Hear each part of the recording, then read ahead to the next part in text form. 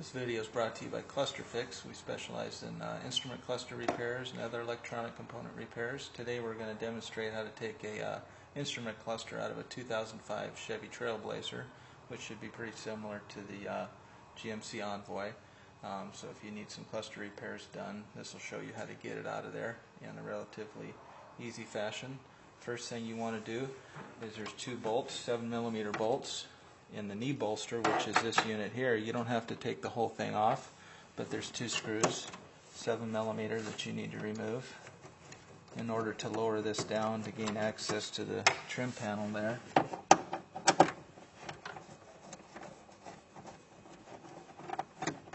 So we remove those two screws, and then this will pop down, exposing three screws that hold this trim panel on.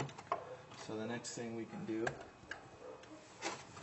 is remove these three screws.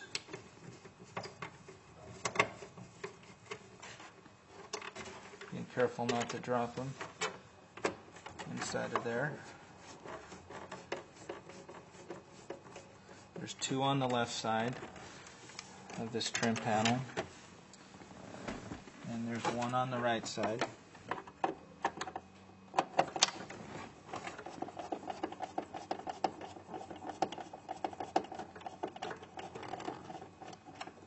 So I got those three out, and then there's one screw below the heater control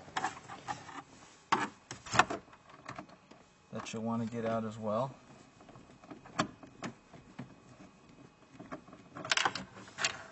So now you have all the screws out of the trim panel, and it's pretty easy to pop up. You can get your finger behind it and you start popping it out. First of all, put your steering wheel in the full tilt down position. You've got two screws up here as well. They're above the steering wheel. I'm going to remove those.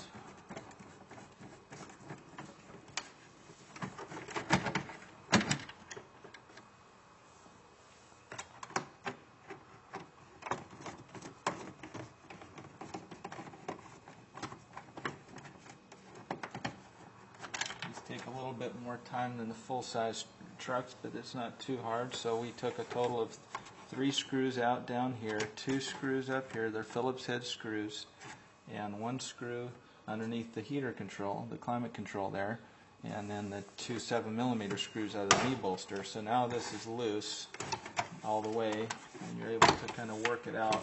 It's held in by some clips, but they pop right out. And the next thing, you got your headlight switch here, you've got a four-wheel drive switch, a fan control switch, and another switch here, and they unplug. So most of the time they're squeeze connectors. You squeeze the connector right here and pop that out. Squeeze behind here, pop that one out. Similar over here, you can't see it, but similar over here, you squeeze the tab and pull the connector out. The bottom one, you might need a little screwdriver to get behind it and unsnap it.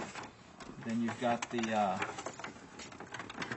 power outlets here and cigarette lighter. You unplug these, two of those.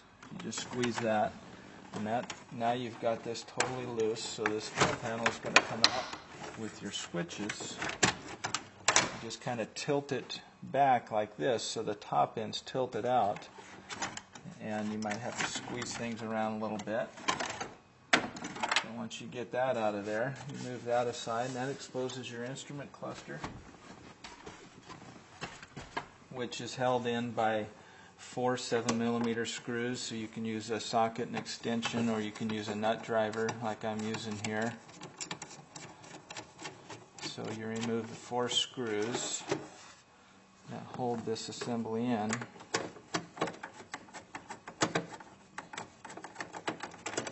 Set them aside.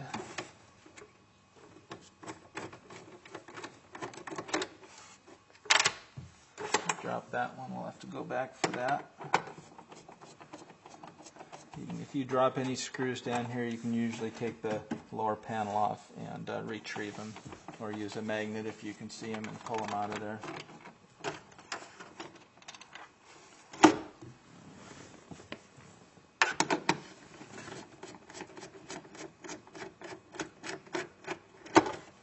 once you have those 4 screws out, there's a single connector on the top. I like to unplug it with the key off.